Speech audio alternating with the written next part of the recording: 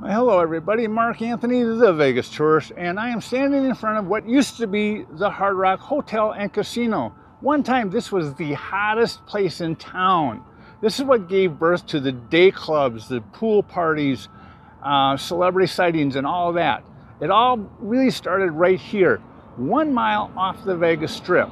In February of 2020, it closed for the final time. It is being rebranded as the Virgin Hotel. The Seminole Indians, who now own the Hard Rock brand worldwide, rumors are spreading that they want to return the brand to the Las Vegas Strip, of all places, which is where it belongs. And it seems like they're nosing around. So, trying to figure out where the best place would be to put a Hard Rock casino on the Las Vegas Strip. That's what I want to talk about today.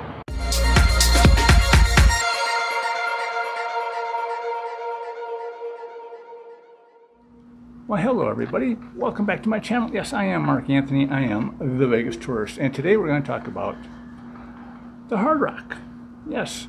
Now, back in 1995, Peter Morton, one of the original founders of the Hard Rock brand, opened up the Hard Rock Hotel and Casino here in Las Vegas. Now, he had the rights to the name west of the Mississippi, and so this was his.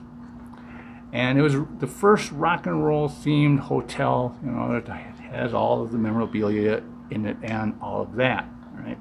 Very, very successful, very, very wild. You know, it was one of those where people came to be seen. The celebrities showed up there, the musicians showed up there. They had the Joint, which was an awesome concert venue. You know, the Rolling Stones played there. Everyone who was anyone played there. And so it became this hotbed, and it became famous for their parties, especially their pool parties. There was a reality show called Rehab, and Rehab, the pool area there was just a zoo. But it was very, very successful and made them a whole lot of money. In 2007, the resort was sold to an investment group. By that time, other pool parties started to show up, and it became the thing on the Vegas Strip. Of course, the Hard Rock being a mile off the Strip, made it a little difficult. 2011, Peter Morton no longer owned any of it. He just sold out, walked away from it, and the investment group took it over, and it started to go down, and it was sold again, and then finally in 2018, a investment group led by Virgin Hotels bought it. Then, as I said in an earlier video, they closed it right after Super Bowl 2020. They are now in the process of remodeling the entire complex, and it's going to open up as a Virgin Hotel at the end of this year. On the other side of this whole thing is the rest of the Hard Rock brand. And in 2006, the Seminole Indian Tribes in Florida bought it. They bought the brand, the name, everything, except for what Peter Morton originally had, which was Vegas and things west of the Mississippi. Earlier this year, the Seminole Indians finally were able to purchase the Hard Rock name from the Las Vegas group. So now the Seminole Indians control the Hard Rock brand worldwide, and that's the name of their business, is Hard Rock International. Earlier this year, right around the time the pandemic hit, word started to circulate that the Seminole Indians were nosing around the Las Vegas Strip looking for properties to bring the brand back to Las Vegas. They were missing that part. Vegas was what could be and was a moneymaker when it was ran properly. All right, so now they want to bring it back onto the Strip, which is where it really belongs. So people were trying to figure out just where they would put this. You know, Bally's was in play because Caesars was being sold, you know, and folks were going around, and 90% of them, in my mind, were wrong because of what we knew from the original Las Vegas brand. When you come to Las Vegas, when you open a business in Las Vegas, especially on the Strip, it's a different environment. It's a universe all by itself. It always has been. And so I'm going to give you my predictions or my suggestions on where the Hard Rock should go, could go, or it will not go, and why. However, this is all based upon one unknown factor. The Seminole Indians were not happy with the rehab and the pool parties at the Hard Rock. They're now more of a family-friendly, laid-back, oh, we've got some rock and roll stuff, but you know, it's just there. Knowing their objections to what was happening here in Vegas, I've got to say, if they, straight out, if they plan to bring it back into Las Vegas, they've got to bring it back,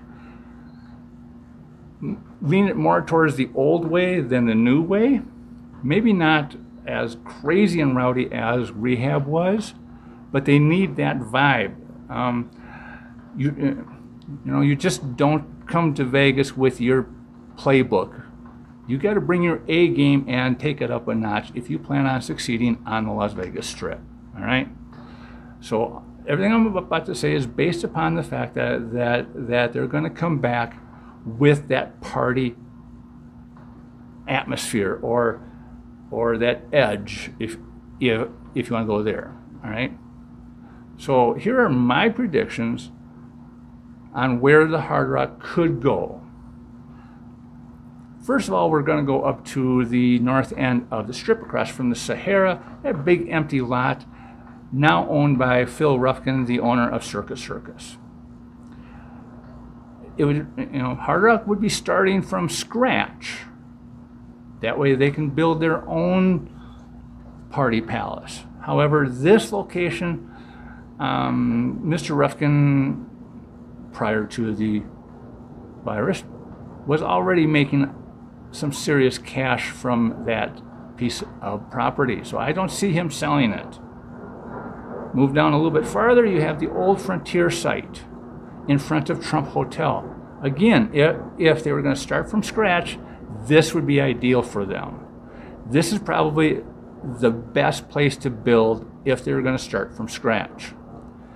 You're right next to the new Resort World, and you're across the street from the Wynn and the Encore. The Encore pool parties are legendary. They are the ones that took the crowds away from rehab. So putting it right there, that would be their best bet if they were going to start from scratch. That market is already there. They're already spending money there. So that would be like the perfect place. However, if they wanted to come into the Vegas market quickly, like just buy a property and open the doors, my original thought was the Tropicana. The former owners had already rebuilt the pool area. There's a lot of open land there. So they can literally open the doors tomorrow, okay? It's got the suites, it's got the separated buildings so that, families can be over here and the party crowd can be over there, all right? Meanwhile, while they're making money, they can go ahead and build a new tower, build a new pool area with the open land. So, if they just wanted to just come in and start off right away, the Tropicana would be the perfect place. And except, word came out a couple weeks ago, maybe a month or so ago, that Stations Casinos, which is a chain of locals, they own some of the more popular casino resorts off the Strip. They also own what's called Red Rock Resort, which is to the west of the Strip, between Green Valley Ranch and Red Rock. These are the two that they started to dip their toes into the nightlife, the party crowd, but they're more locals, more laid back. They bought the Palms and they did a massive remodeling. And then they reopened it And they failed because this is not their market. The Palms was way out of their comfort zone. They didn't know what to do with the Hugh Hefner suite. They didn't know what to do with the bowling alley suites. They didn't know what to do with the various nightclubs. You know, you had Moon, you had, you know, you had the one where the top opens up, okay? I think that was Moon. You know, you have Rain with the private party suites, and okay, you know, for those of you that remember, the Palms was the party place, okay, and it really didn't matter what your level of party expertise was. There was something going on there for that, which fits into the Hard Rock Las Vegas brand, and also brings back that party vibe that the Hard Rock Las Vegas was known for. Now, it's not on the Strip, but it's not a mile off the Strip like the original Hard Rock was. This is, I mean, it's visible from anywhere on the Strip. It's got the attachment to the Palms place, which is condominiums. It's got some really expensive condos there. There's a lot of the units are rentals. If the owners of those were to remodel them, bring them up to 2020 specs, this could once again be the hottest place on earth, is right there. So although I was really leaning towards the Tropicana, if Hard Rock wants to come into the Vegas market and they want to do it like now, they would be able to make a pretty good offer to the people over at Stations,